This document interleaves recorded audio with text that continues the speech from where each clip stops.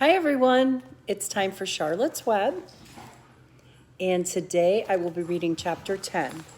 It's called An Explosion. Day after day, the spider waited, head down, for an idea to come to her. Hour by hour, she sat motionless, deep in thought.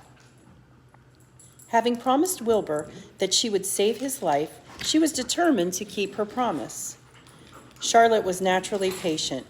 She knew from experience that if she waited long enough, a fly would come to her web, and she felt sure that if she thought long enough about Wilbur's problem, an idea would come to her mind.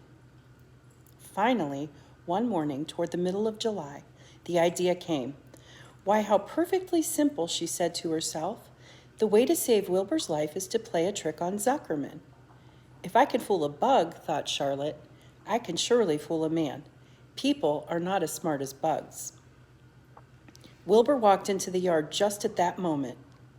What are you thinking about, Charlotte? He asked. I was just thinking, said the spider, that people are very gullible. What does gullible mean? Easy to fool, said Charlotte. That's a mercy, replied Wilbur, and he lay down in the shade of his fence and went fast asleep. The spider, however, stayed wide awake, gazing affectionately at him, making plans for his future. Summer was half gone. She knew she didn't have much time. That morning, just as Wilbur fell asleep, Avery Arable wandered into the Zuckerman's front yard, followed by Fern. Avery carried a live frog in his hand. Fern had a crown of daisies in her hair. The children ran for the kitchen. Just in time for a piece of blueberry pie, said Mrs. Zuckerman. Look at my frog, said Avery, placing the frog on the drain board and holding out his hand for pie. Take that thing out of here, said Mrs. Zuckerman. He's hot, said Fern. He's almost dead, that frog. He is not, said Avery. He lets me scratch him between the eyes. The frog jumped and landed in Mrs. Zuckerman's dishpan full of soapy water.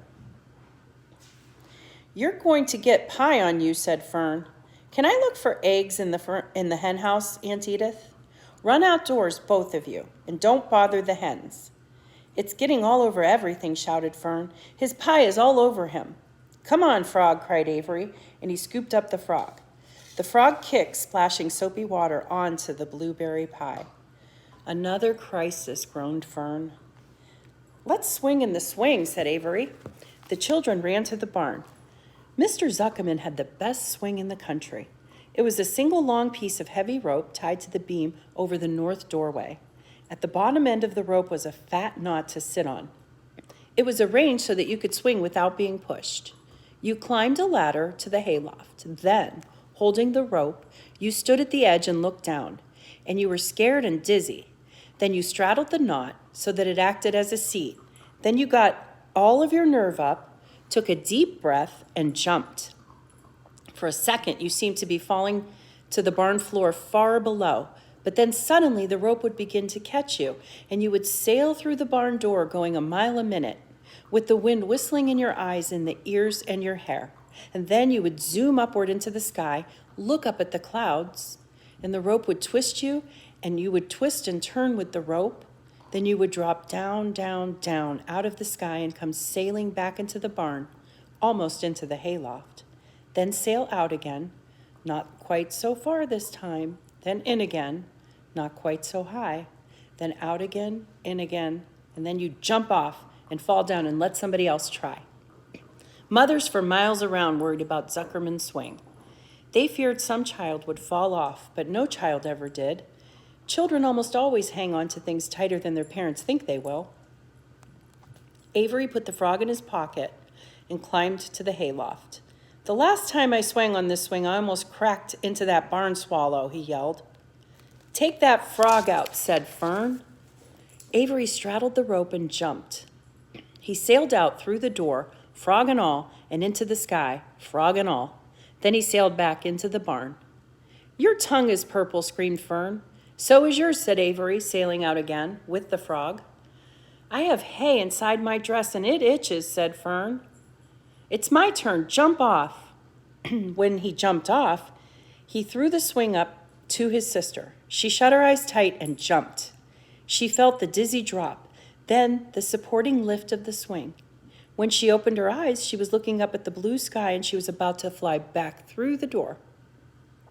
They took turns for an hour. When they grew tired of swinging, they went down toward the pasture and picked up wild raspberries and ate them. Their tongues turned purple and red. Fern bit into a raspberry that had a bad-tasting bug inside it, and she got discouraged. Avery found an empty candy box and put his frog in it. The frog seemed tired after his morning in the swing.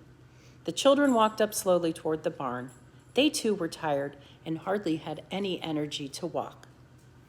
"Let's build a tree house," suggested Avery. "I want to live in a tree with my frog." "I'm going to visit Wilbur," Fern announced. There's a picture of Avery swinging.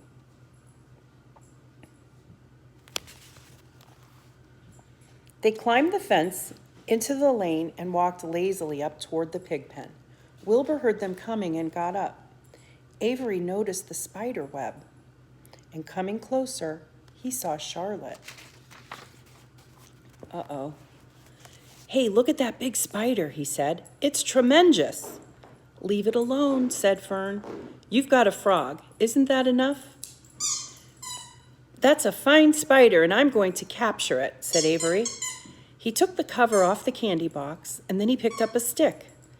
"I'm going to knock that old spider into this box," he said. Wilbur's heart almost stopped when he saw what was going on. This might be the end of Charlotte if the boy succeeded in catching her. "You stop it, Avery," said Fern. Avery put one leg over the fence of the pig pen. He was just about to raise his stick and hit Charlotte when he lost his balance. He swayed and toppled and landed on the edge of Wilbur's trough. The trough tipped up and then came down with a slap. The goose egg was right underneath. There was a dull explosion as the egg broke and then a horrible smell. Fern screamed. Avery jumped to his feet. The air was filled with the terrible gases and smells from the rotten egg, and Templeton, who had just been resting in his home, scattered away to the barn.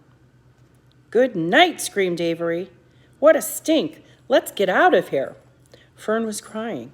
She held her nose and ran towards the house. Avery ran after her, holding his nose. Charlotte felt greatly relieved to see him go. It had been a narrow escape.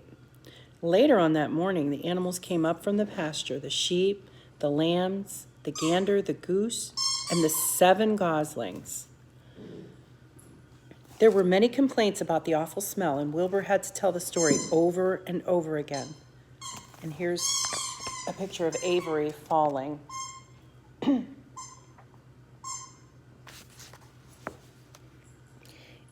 "It was that rotten goose egg that saved Charlotte's life," Wilbur said. The goose was proud of her share in the adventure. "I'm delighted that the egg never hatched," she gabbled. Templeton, of course, was miserable over the loss of his beloved egg, but he couldn't resist boasting. "It pays to save things," he said in a surly voice. "A rat never knows when something's going to come in handy. I never throw anything away." "Well," said one of the lambs, "this whole business is all well and good for Charlotte, but what about the rest of us? This smell is unbearable. Who wants to live in a barn that is perfumed with a rotten egg?" "Don't worry, you'll get used to it," said Templeton. He sat up and pulled wisely along his long whiskers, and then he crept away to pay a visit to the dump. When Lurvy showed up at lunchtime carrying a pail of food for Wilbur, he stopped short a few paces from the pig pen. He sniffed the air and made a face. "What in thunder?" he said. Setting the pail down, he picked up the stick that Avery had dropped and pried the trough up. "Rats," he said. "Huh, I should have known a rat would make a nest under this trough." And Lurvy dragged Wilbur's trough across the yard and kicked some dirt into the rat's nest, burying the broken egg and all of Templeton's other possessions. Then he picked up the pail, and Wilbur stood in the trough, drooling with hunger. Lurvy poured. The slops ran creamily around the pig's eyes and ears. Wilbur grunted. He gulped and sucked and gulped, making swishing and swooshing noises, anxious to get everything at once. It was a delicious meal. Skim milk, wheat middlings, leftover pancakes, half of a donut, the rind of a summer squash, 2 pieces of stale toast, a third of a ginger snap, a fish tail, 1 orange peel, several noodles from a noodle soup, the scum off of a cup of cocoa, and an ancient jelly roll. A strip of paper from the lining in the garbage pail, and a spoonful of raspberry jello. Does that sound like a good lunch, boys and girls? Wilbur ate heartily. He planned to leave half a noodle and a few drops of milk for Templeton. Then he remembered that the rat had been useful in saving Charlotte's life and that Charlotte was trying to save his life, so he left a whole noodle instead of just half. Now that the broken egg was buried, the air cleared and the barn smelled good again. The afternoon passed and evening came. Shadows lengthened. The cool and kindly breath of evening entered through the doors and windows. Astride her web, Charlotte sat moodily eating a horsefly and thinking about the future. After a while, she bestirred herself.